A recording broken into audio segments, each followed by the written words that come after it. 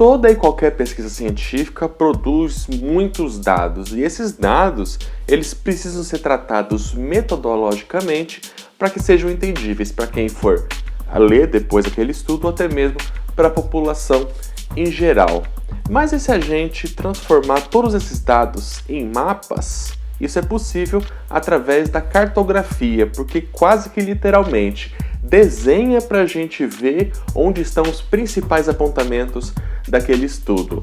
Mas e se esse estudo são as desigualdades sociais de onde a gente mora e por meio desses mapas a gente vê as principais diferenças socioeconômicas da nossa cidade? Esse é o tema do MS em Pesquisa de hoje.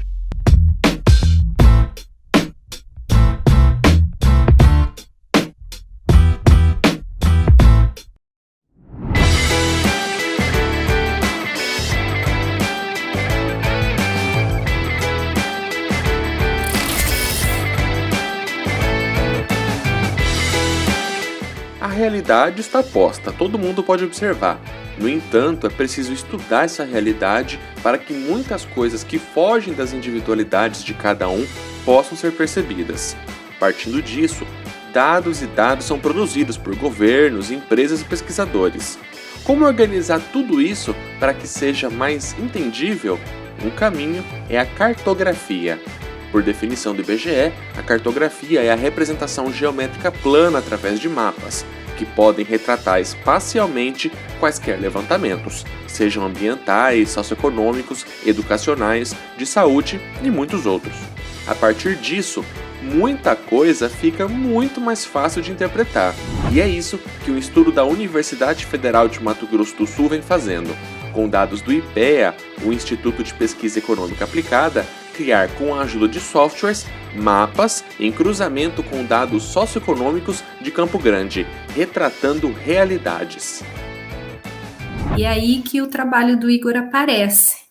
Ele é um trabalho que tem por objetivo, colocar uma lupa, por assim dizer, sobre esses dados gerais e detalhados que o IPEA levantou e cruzar esses dados, com outros bancos de informação que nós temos disponibilizados pela Prefeitura Municipal de Campo Grande, por outros trabalhos de pesquisa já realizados, e também, claro, que na medida do possível, nesse contexto pandêmico, com uma complementação, com uma observação in loco, para que a gente possa, de fato, conseguir ter um retrato mais fiel, dessa situação aqui na cidade de Campo Grande.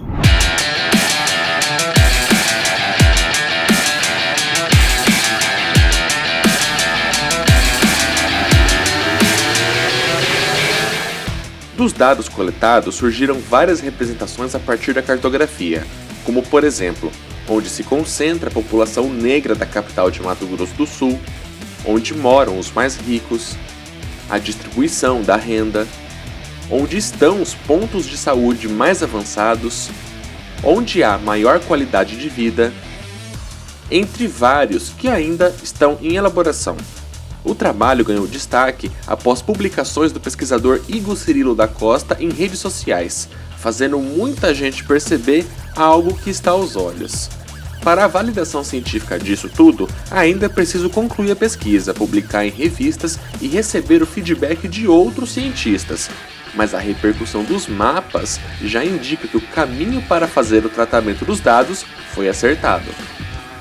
A própria repercussão que o trabalho do Igor já está assumindo, eu acho que é, reveladora de alguns acertos, porque fica muito evidente que essas desigualdades, elas são muito marcantes aqui em Campo Grande e os resultados podem servir, de inspiração aí para a sociedade civil se organizar, para os gestores públicos.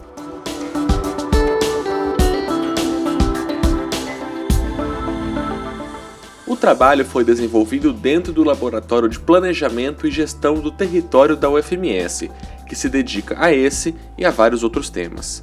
Segundo a orientadora, a pesquisa fez parte de um estágio em geografia e aproximou o estudante da prática real da profissão escolhida. Vários questionamentos podem surgir. Por que a população negra se concentra nas periferias? Por que a renda mais elevada está no centro da cidade? As políticas públicas falharam? As respostas podem não existir de imediato, mas os mapas produzidos têm o potencial de ajudar o poder público a refletir sobre investimentos e ações de longo prazo. Esse trabalho, né, ele revela uma das facetas possíveis, né, uma das potencialidades, né, do planejamento e gestão do território como parte fundamental, né, de subsídio, né, e ser uma ferramenta que serve para subsidiar a formulação, então, de políticas públicas, de planos e programas voltados para o espaço urbano e programas setoriais, né, ligados à oferta de serviços de saúde, de educação, à geração de emprego, à infraestrutura urbana, nas diferentes regiões da cidade.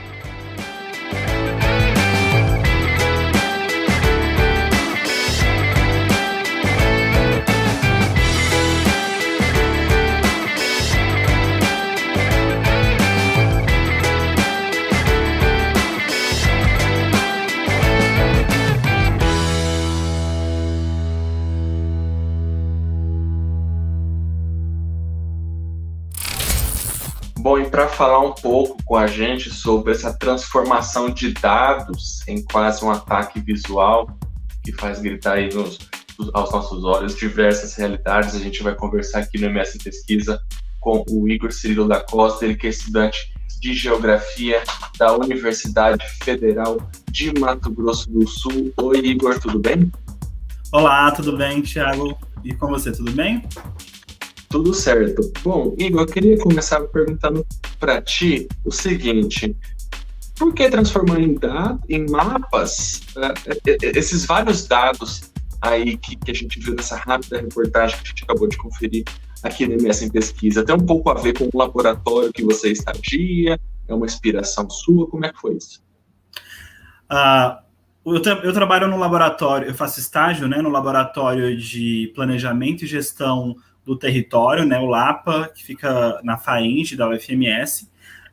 Esse processo de transformação de dados em mapas, né, é um processo muito importante para que a gente visualize melhor as informações, né, para que a gente espacialize alguns dados, porque o dado puro, muitas vezes, é difícil da gente enxergar e realçar algumas diferenças, né. Por exemplo, vocês podem perceber que quando a gente espacializa e me mostra quais são os lugares na cidade onde moram predominantemente pessoas negras, a gente vê uma faixa dessas pessoas localizadas na periferia da cidade. Olhar isso somente com dados puros, né, com os dados em tabela, isso seria um pouco mais difícil. Então a gente faz essa transformação aí em mapas num processo de cartografia, né? A gente cartografa as nossas informações, ou seja, a gente transforma as informações em cartas, em mapas. E como eu falei bem no comecinho, pegar todos esses dados aí, transformar em mapa, faz gritar algumas realidades, né? Você citou um dos mapas, você me mandou 18 mapas, a gente vai conversando sobre eles aqui ao longo da entrevista. Um dos mapas que você citou é onde mora a população negra em Campo Grande, né? E a gente vai até colocar aí na tela para quem está acompanhando a gente, fica mais periférico, né? Talvez a intenção seja essa mesmo da cartografia, trazer essas realidades mais traduzidas para os olhos da gente, fazer com que a gente entenda, talvez de maneira mais fácil, onde estão questões a ser debatidas pela sociedade? Com certeza, Thiago. A ideia é justamente essa, a gente facilitar através da visualização a compreensão de algum fenômeno, né? A compreensão de algum fato social, algum acontecimento que está no momento acontecendo, né? E esse é um fruto da cartografia, né? A cartografia, ela tem um papel muito importante aí para a gente. E alguns mapas, quando a gente começa a visualizá-los, como você disse, eles gritam aos nossos olhos, né? Eles expressam tamanhas desigualdades ou tamanhos problemas que fica mais fácil de identificar um determinado fenômeno. Então, quando a gente olha para o mapa das pessoas negras, a gente imediatamente percebe que é uma população que ela é mais periferizada. Não significa que as pessoas negras não estejam morando em todos os lugares da cidade. Elas estão, mas elas estão em maior número na periferia da cidade. Isso tem um significado, isso tem um sentido. Então, também não basta somente o mapa, né? Claro, o mapa é importante, ele é fundamental para a gente analisar a situação, mas entender quais são os elementos que constituem essa realidade, que provocam essa realidade, é muito importante, né? Então, através desse mapa, por exemplo, foi perceptível a existência de um fenômeno de segregação socioespacial, né? Um elemento estudado pela geografia, estudado aí também por outras ciências sociais, ciências humanas, e que acontece em Campo Grande, né? E está presente aí, sobretudo, para essa população. E é a partir da cartografia que a gente consegue ter uma visão mais ampliada sobre isso, né? Ter uma visão mais completa. Eu queria fazer uma pergunta mais para frente sobre esse tópico aí que você falou, que já é uma questão um pouco mais histórica da ocupação do território. Antes, eu queria te fazer uma outra pergunta sobre como que você escolheu esses recortes que você deu. Olha só, eu anotei um dos mapas que você produziu. Ocupação da população negra no território, 10% mais ricos, os locais onde estão os empregos das pessoas, como é a proporção da renda em cada região de Campo Grande, o acesso à escola, a escola básica, a escola de nível médio, também pelo tempo de deslocamento, e onde estão os serviços de saúde de maior complexidade, como que isso está distribuído pelo mapa. Como que você definiu todos esses recortes, Igor? Certo. Então, esses recortes eu parti da análise do conceito de desigualdades socioespaciais, né? Essa ideia de desigualdades socioespaciais, ela é desenvolvida por alguns autores, mas ela é facilmente perceptível, né? Tendo em vista que é um elemento fruto da divisão social do trabalho, fruto da divisão territorial do trabalho, né? E é um produto aí do nosso modo de urbanização, né? O modo de urbanização capitalista. Então, a partir dessa ideia, eu busquei dados que estejam disponíveis de maneira pública sobre Campo Grande, né? Para que eu pudesse comparar alguns desses elementos, como renda, como raça, como a infraestrutura urbana, como que se espacializam aí os equipamentos de saúde, os equipamentos de educação, como se espacializam os empregos, né? Então, isso parte de uma análise desse conceito, né? Desse conceito de desigualdades socioespaciais. Parte de um entendimento dele. E eu quis partir dele e mostrá-lo, né? Porque não só falar sobre ele, mas mostrar com mapas, né? Como você diz, com informações que gritam aos olhos. Foi através disso que eu busquei apresentar essas informações. Então, isso está dentro de um trabalho maior, né? Os mapas, eles são uma parte de um trabalho de análise, né? Eles compõem um universo de análise muito maior, onde eu pretendo mostrar de que forma Campo Grande é uma cidade desigual, né? É claro que existem alguns recortes que poderiam ser incluídos, que faltam nesses mapas que eu te mostrei. Por exemplo, onde ficam os equipamentos de cultura e lazer. A gente não tem um dado tão oficial quanto a isso. Existe uma iniciativa muito legal que está acontecendo, que mapeia isso, mas essa iniciativa está acontecendo agora. Entendi. Desses dados que você falou, tem dois dados que você colocou no dado só, eu achei interessante, eu queria que você falasse um pouquinho sobre ele. Qualidade de vida e rua asfaltada. Você evidencia no mapa quais ruas ainda não estão asfaltadas e curiosamente ou não, na verdade, era só uma coisa que a gente precisava ver, onde há asfalto também, de certa forma, uma qualidade de vida. Por que talvez esse fenômeno, Igor? Então, né, essa é uma pergunta que eu não vou conseguir respondê-la para você de maneira rápida. Não tem problema, às vezes a gente não precisa de tudo mesmo. Não conseguiria, né? Inclusive é algo que está entrando na minha análise que eu vou fazê-la, mas eu já quis mostrá-la de antemão, né? O Índice de Qualidade de Vida Urbana é um índice desenvolvido pela Planurb, aqui de Campo Grande, né? O Instituto de... corrigindo, a Agência Municipal de Planejamento Urbano e Meio Ambiente, e esse índice ele busca diferenciar os bairros aí pela qualidade de vida urbana. E é interessante que na composição do índice não existe esse dado de infraestrutura urbana de ruas asfaltadas. Ele fala sobre esgoto, ele contém dados sobre banheiros e outras informações sobre moradia, mas não consta esse dado.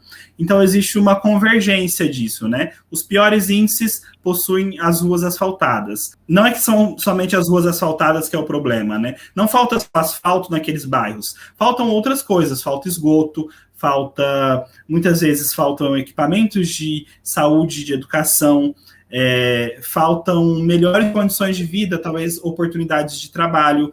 Então, são bairros que muitas vezes, ao serem deixados na precariedade, são deixados porque moram pessoas pobres, e moram pessoas pobres porque são deixados na precariedade, né? É um processo duplo, né, que se autoafirma. Então, é um dado que merece alguns estudos a mais ainda, né? Por que essas duas coisas convergem? Eu vou ficar te devendo uma resposta mais completa.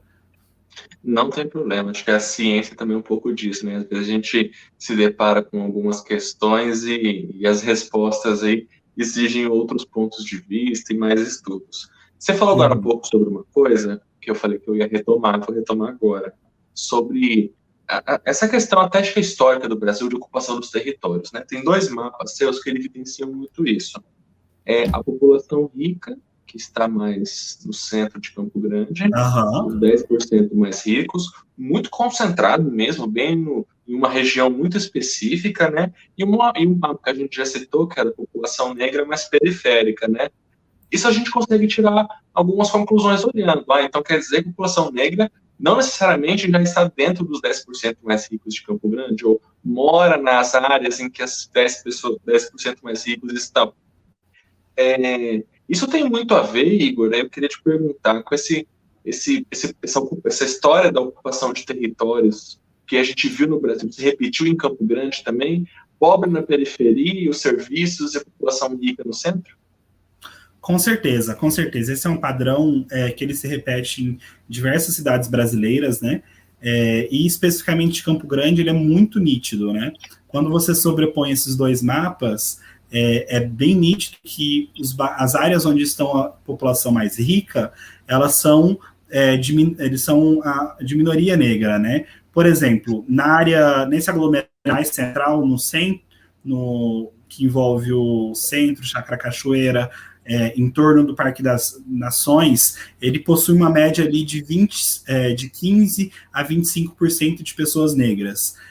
No Dama, esse número é um pouco maior, perto de 30%. Mas no restante da cidade, quando a gente analisa globalmente Campo Grande, essa proporção é de 46%. Mas o que acontece? Isso vem diretamente da raiz escravocrata que esse país tem, né? Esse é um país que foi construído sob sangue negro. A gente tem que sempre lembrar que milhões de pessoas foram escravizadas, milhões de pessoas morreram neste território, ou vindo para este território, e nos processos de construção da propriedade no Brasil, essas pessoas foram excluídas. Num primeiro momento, a partir da Lei de Terras de 1850, as pessoas negras foram excluídas desse processo, porque eram escravos e porque elas beneficiavam os grandes proprietários, que eram muitas vezes brancos e de origem portuguesa, né? Num segundo momento, quando acaba a escravidão no Brasil, a gente tem um outro processo, um outro problema acontecendo, né? Muitos ex-escravos não tinham aonde morar, não tinham para onde ir, e não foi dado para eles terra para plantar, e não foi dado casa para morar nas cidades. E essas pessoas passaram, muitas vezes, a compor a periferia das cidades, né? Ou a habitar em cortiços. Esses cortiços, em um outro momento, eles acabam sendo removidos numa política higienista de urbanismo que vigorou em São Paulo, no Rio de Janeiro, pelo menos, mas em outras cidades também. Essas pessoas foram levadas para a periferia, reafirmando que o lugar dessas pessoas, né, o Estado reafirma que essas pessoas deveriam morar na periferia. É um pouco duro falar isso, né, e pode parecer um pouco insensível, mas a realidade tem que ser desnudada, né, tem que ser desnaturalizada. Assim foram construídos diversos loteamentos legais, foram construídas favelas, que são territórios majoritariamente de pessoas negras, e também de pessoas indígenas. A gente não pode esquecer que essas pessoas também são territorializadas dessa forma. E aí, o que acontece? Com todos esses problemas que são históricos e estruturais do país, não houveram políticas públicas que dessem conta de reverter essa situação. As políticas de habitação, por exemplo, o BNH na ditadura, ele acabou beneficiando mais a classe média alta. O Minha Casa Minha Vida, ele não deu conta de garantir moradia em lugares privilegiados para essas pessoas. Muitas vezes, as habitações, os apartamentos construídos para as pessoas mais pobres estavam localizados nas regiões mais periféricas, reafirmando que pessoas pobres e pessoas negras muitas vezes são colocadas na periferia, né? E essa estrutura centro e periferia, né, dos ricos morando no centro e os pobres morando na periferia, isso é bastante antigo já, mas no Brasil ela tem contornos nitidamente étnico-raciais, que a gente não pode esquecer na hora de formular políticas públicas. É isso aí, acho que um importante apontamento aí dos mapas aí que o Igor produziu. Bom, Igor, a gente vai para um rápido intervalo aqui do MS Pesquisa e a gente já volta. De uma hora para outra, foi como se tivéssemos ficado de mãos atadas, sem saber ao certo o que viria pela frente. Só não podíamos ficar de braços cruzados. Pelas mãos dos deputados, importantes leis foram criadas, como o Programa Mais Social, que está transferindo renda para alimentar as famílias mais vulneráveis. Com o apoio da Assembleia, mais de 15 mil novos empregos foram gerados, só no primeiro trimestre de 2021. E Mato Grosso do Sul está entre os estados com vacinação recorde no país. E os mesmos braços que estão recebendo a vacina são aqueles que cuidam e salvam vidas, que mantêm o lar, que protegem, que lavram a terra, que produzem, que mantêm as cidades limpas e o comércio de pé, que movimentam a vida em direção a um futuro de esperança. Assembleia Legislativa de Mato Grosso do Sul. Bom, voltamos aqui para o segundo momento de conversa do MS Pesquisa. A gente está conversando com o Igor Círio da Costa, ele que é estudante de Geografia da Universidade Federal de Mato Grosso do Sul e produziu aí alguns dados que eu acabei tendo acesso pela internet, descobri no Twitter, lá apareceu no meu feed, muita gente compartilhando, acabei depois vendo no Instagram.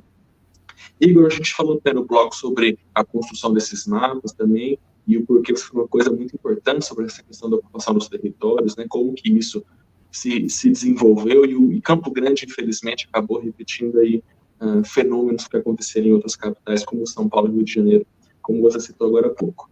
Mas eu queria falar agora de levar esses mapas para a internet. Você produziu essa série de informações, muito fácil de digerir, né, e acho que talvez por isso tanta gente tenha gostado aí, pelo menos no Twitter e no Instagram. Por quê? Postar lá no seu Twitter e antes mesmo de colocar num artigo, até porque pesquisador não gosta de divulgar muita coisa antes do artigo, porque depois alguém pode vai lá e rouba a ideia, né? Então, essa foi um processo que eu refleti durante alguns dias, né? Se você olhar no meu Twitter, inclusive, 2 dias antes de publicar o primeiro mapa, eu fiz uma enquete com os meus amigos, perguntando se eu publicaria ou não minhas coisas, né? Meu Twitter é algo bastante pequeno, sempre foi um espaço um espaço muito pessoal mesmo, não usava ele para coisas mais científicas.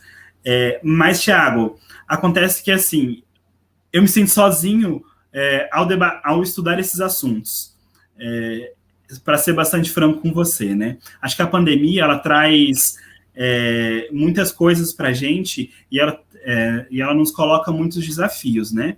Eu sempre fui uma pessoa que gostei muito da universidade, sempre gostei muito de dialogar e debater nos corredores da universidade, sempre conversei muito com os meus professores, e parte disso é quebrado no período da pandemia, né? A relação, ela acaba sendo muito imediata e muito fluida, né? A gente não mantém um espaço de discussão tão contínuo para além da sala de aula, né? E a universidade, ela tem o seu papel para além da pesquisa, do ensino e da extensão, né? Existe um espaço de vivência. E muitas vezes é nesse espaço de vivência que a gente fala um pouco sobre os nossos avanços na pesquisa, discute um pouco sobre o que a gente está fazendo na extensão, e eu decidi levar esses mapas a público. Você perguntou, né, falou que alguns pesquisadores não gostam de divulgar os seus trabalhos por medo de serem copiados, né? Eu não tive problema com isso, porque eu trabalho com dados abertos, né? Nenhum dado que eu publico, ele está fechado, é de acesso restrito. Todos esses mapas são fáceis de serem acessados, e são dados que, na verdade, já estão disponíveis ao público há mais de 10 anos, né? São dados, muitas vezes, do censo de 2010. É claro que eu me pauto muito pelos estudos do Projeto de Acesso a Oportunidades, do IPE e do ITDP, retiro muitos dados lá. As camadas que eu tenho utilizado, em sua grande maioria, vêm desse estudo, e esse estudo é de 2020.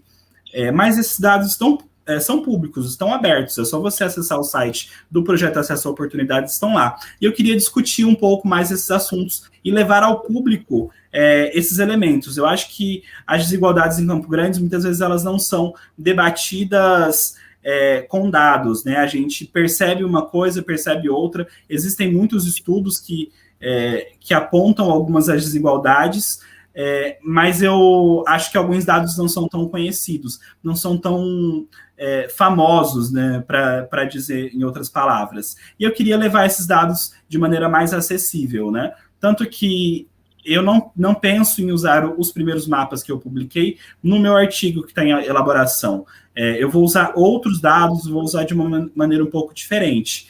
Mas eu quis deixar essas informações que são fortes, que são importantes, deixar elas acessíveis aos públicos. E, inicialmente, eu imaginava só discutir com amigos. Era essa a minha ideia. Mas os mapas tomaram outra proporção e aí já fugiu do meu controle. Até porque, em especial com a pandemia, as redes sociais acabaram se tornando um campo da divulgação científica, né, da divulgação da ciência. Bom, você falou de alguns dados agora, Igor.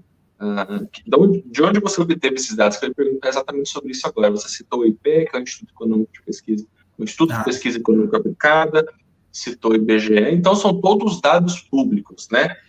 Que você teve acesso para produzir esses mapas. Isso, são todos dados públicos, dados abertos. O principal projeto que eu utilizo é o do IPEA, né, o Projeto de Acesso a Oportunidades, como eu falei. Esses dados foram publicados, eles possuem um site específico, depois eu posso passar o site para você, e nele tem mapas, tem gráficos, tem textos que eles fazem a discussão do assunto, e tem a camada de dados espaciais, que é a que eu acesso. Eu uso também dados diretamente do IBGE, como os dados de aglomerados subnormais, né, que são as ocupações, favelas, comunidades, loteamentos precários. Utilizo muitos dados do Cisgram, de Campo Grande, né, onde a gente pode obter os dados, as camadas de bairros de Campo Grande, né. Alguns dos dados que eu retirei do Cisgram, tem até uma ressalva de que eles foram retirados no ano de 2020. Eu consultei esses dados essa semana e eles não estão mais disponíveis lá, mas eram dados abertos, eram dados que estavam publicados naquele site, né? E eu utilizo, além desses, utilizo um artigo da Karina Latosinski e da Leida Batistotti sobre a questão indígena, né? Já que não haviam dados oficiais no site da prefeitura sobre as aldeias urbanas. E só para reforçar, O estudo do IPEA ele é bastante interessante, porque ele parte não só de dados do IBGE, ele utiliza dados censitários para falar sobre população, né, renda, raça, mas ele utiliza dados do Ministério da Economia para falar sobre empregos, ele utiliza dados do Ministério da Educação para falar sobre escolas e dados do Ministério de Saúde, da Saúde para falar sobre os equipamentos de saúde na cidade. Certo. Eu imagino que você tenha tido um trabalhão para pegar todos esses dados, tabelar. Eu queria que você falasse um pouquinho sobre essa etapa. Como que você tabelou tudo isso? Como que você transformou em dados? É um software de apoio? Como é que foi essa etapa? Então, eu utilizo um software livre para fazer os mapas, chamado QGIS. Na geografia, na arquitetura e urbanismo, ele é bastante comum. Mas alguns desses mapas eu não tomei conhecimento sozinho, né? É muito importante frisar isso. São mapas que muitas vezes são utilizados nas disciplinas de planejamento, da geografia e também de arquitetura e urbanismo, por onde eu passei um curto período, né? O mapa de exclusão social, por exemplo, né, do professor Leandro Sauer, ele é um mapa bastante conhecido e bastante utilizado, já vi ele sendo utilizado em diversos artigos e diversos estudos, né? Mas eu uso esses dados tabelados no QGIS, né? Por quê? Porque eu consigo sobrepor camadas. Você pode perceber que quando eu analiso o social, eu sobreponho com a questão de esgoto, porque eu acho que são dados importantes de serem colocados.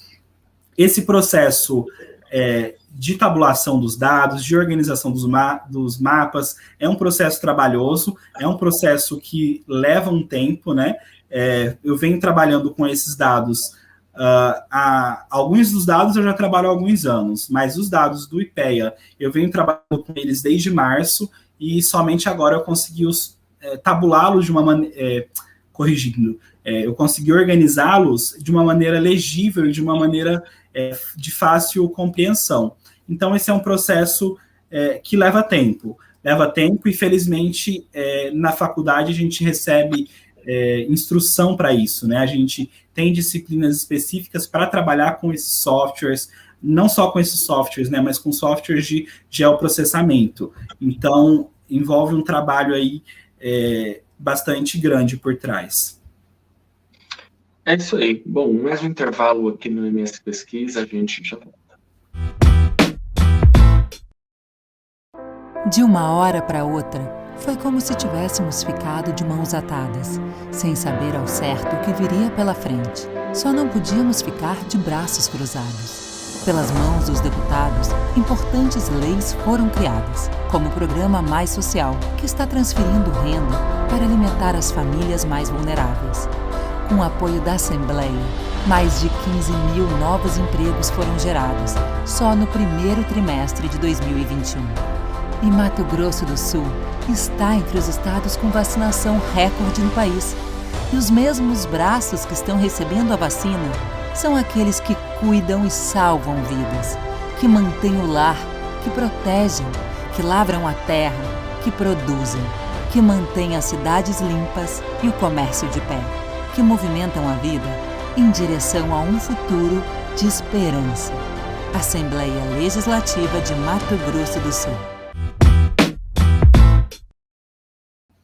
MS Pesquisa, voltando ao intervalo aqui na TV da Assembleia Legislativa de Mato Grosso do Sul, muito em breve operando aí em sinal aberto para todo o estado. Bom, a gente está conversando com o Igor Cílio da Costa, ele que é estudante de Geografia lá da UFMS, estamos conversando aí sobre alguns mapas que ele criou a partir da cartografia, que é um método que existe dentro da geografia. Falei certo, Igor? Isso, correto. E criou vários mapas sobre a realidade socioeconômica aqui de Campo Grande. Nós estamos conversando sobre isso. Bom, queria perguntar agora para você, Igor. Vários mapas foram produzidos, 18, pelo menos, os que você encaminhou aqui para a gente do MS em Pesquisa. Eu gostaria de começar perguntando, por exemplo, 2 mapas, até vou pedir para a nossa edição inserir na tela. O acesso às escolas de ensino básico, a pé ou de ensino médio por bicicleta, o tempo de deslocamento, né? Algumas regiões a gente está vendo aí ficam mais longe da escola, ou muito mais longe da escola, e também o atendimento aí por aparelhos, por equipamentos de saúde, equipamentos públicos de saúde, com uma complexidade maior também, existe uma certa concentração também aqui em Campo Grande. Igor, eu te pergunto, então, partindo disso, você acha que esses mapas, eles podem ajudar aí na elaboração de políticas públicas pelos poderes? Com toda certeza, né? Os mapas, eles são fundamentais para isso. A proposta do projeto de acesso a oportunidades do IPEA, que é quem produz esses dados, é justamente incidir na produção de políticas públicas sobre esses equipamentos. Não só políticas públicas de implantação de equipamentos de saúde, de educação, de produção de emprego, mas também de mobilidade, né? Para incidir na política de mobilidade da cidade. Então, a gente percebe alguns dados que são marcantes quando a gente olha os dados de Campo Grande. Eu vou dar um exemplo simples assim, né? Quando a gente analisa, por exemplo, as escolas públicas como um todo, né? A gente percebe que existem regiões que elas são razoavelmente atendidas por escolas, né? Mas existem bairros que estão severamente no escuro, né, que estão sem acesso com facilidade às escolas públicas. Eu destaco que todos esses dados que eu tenho utilizado, eles são calculados um índice de acessibilidade a pé e de bicicleta. Para uma análise mais completa, seria necessário que a gente analisasse isso através do transporte público, tendo em vista que em Campo Grande a gente tem o próprio passe de estudante, né? Então a gente tem uma análise que ela acaba sendo parcial, já que o IPEA não teve acesso a alguns dados de transporte público de Campo Grande para gerar um estudo mais completo. Mas a gente já consegue perceber alguns bairros que precisam urgentemente de escolas públicas. Tem bairros na região da Vila Nasser, que estão loteamentos da Vila Nasser, que as escolas ficam muito distantes, tanto escola infantil, né, quanto o ensino médio. Quando a gente analisa, por exemplo, o Portal Caiobá é um bairro que está muito distante das escolas, né? Os parcelamentos mais recentes dele fica completamente longe desses lugares. Eu destaco, por exemplo, que o tempo de viagem para ir para uma escola de ensino médio no Caiobá, ele chega a 30 minutos, né? Então, eu acho importante que a gente utilize dados de mobilidade também na hora de formular políticas públicas. A gente percebe algumas necessidades também no bairro Noroeste, em outros bairros também tem suas necessidades, mas é fundamental, assim, não dá para que a produção desses lugares, né, de escolas de saúde, aconteça de maneira aleatória ou de acordo somente com a decisão de um representante político, né? Ela precisa ser discutida e também precisa ser baseada em estudos técnicos, e é isso que esse estudo propõe, uma base técnica para que sejam analisados esses equipamentos. Bom, você gerou vários dados, até falou que os primeiros você não deve utilizar em alguma produção científica, mas aí, você fez tudo isso, qual é o seu próximo ponto de partida? Como que você pretende utilizar isso aí na sua vida acadêmica, enquanto aluno de graduação, né? Então, assim, por enquanto, a perspectiva imediata, né, cumprir com a minha proposta de estágio, que é terminar de analisar esses dados com um artigo que eu estou produzindo junto com a professora Flávia Ikuta, que é minha orientadora. Depois disso, no próximo semestre, eu vou fazer uma nova etapa do estágio, ainda definindo quais serão os elementos, mas não é somente nos estágios que eu tenho aplicado isso, né? Eu já vou aplicar pelo menos alguns desses dados numa proposta de plano de bairro, né, num estudo para plano de bairro do bairro Lajeado, que vai ser o meu trabalho de conclusão de curso. Então eu já utilizarei bastante desses dados, e também eu tenho uma perspectiva para a academia, né? Vou me inscrever aí nesse ano e no próximo ano em algumas seleções de mestrado, também me pautando por esses dados. Então, eu quero aprofundar um pouco mais a análise aí sobre a cidade, fazer as análises que ainda não foram feitas, né, refazer algumas análises que já estão feitas, e produzir melhores conteúdos, né? Por hora eu tenho trabalhado com desigualdades socioespaciais, mas no próximo momento eu acho necessário analisar as condições de segregação socioespacial, né? Como eu falei no começo da entrevista, que é um fenômeno que nitidamente acontece aqui em Campo Grande, uma segregação de corte racial. Então eu pretendo aprofundar um pouco mais essas pesquisas aí e, como ele disse, talvez chegar aí na pós-graduação. É isso aí. Bom, para quem está acompanhando a gente aqui na TV Assembleia, esse é o MS Pesquisa, e nós acabamos de conversar com o Igor Cirilo da Costa, estudante da Universidade Federal de Mato Grosso do Sul. Igor, muito obrigado por ter aceito o nosso convite para participar aqui do MS Pesquisa, e boa sorte aí na sua jornada acadêmica. Se tiver algum outro recado aí para quem acompanhou nesse nosso assunto e quiser pensar mais um pouco sobre isso. Tá bom, Thiago, muito obrigado pelo convite, obrigado pelo espaço que você me concedeu, fico muito grato, né? Para quem quiser acompanhar esses 18 mapas que o Thiago falou, eu vou publicá-los aos poucos nas minhas redes sociais, podem procurar no Instagram, @IgorCirilo, lá vocês terão acesso a esses dados. E eu queria finalizar agradecendo a minha orientadora, a professora Flávia Kenny Culta, que me permite fazer esse trabalho, e agradecer também a professora Maria Lúcia Torrecilha, que sempre foi importante para despertar um olhar mais crítico para o espaço urbano. É isso aí. Bom, ficamos por aqui então, lembrando que você pode acompanhar essa edição na íntegra lá no YouTube da Assembleia Legislativa, basta pesquisar lá no YouTube por Assembleia Legislativa de MS. E nós estamos também ao longo da programação do canal 9 do Cabo, em Campo Grande, em Dourados, e muito em breve em TV aberta para todo o Mato Grosso do Sul. Um abraço para todo mundo, até a próxima edição. Tchau!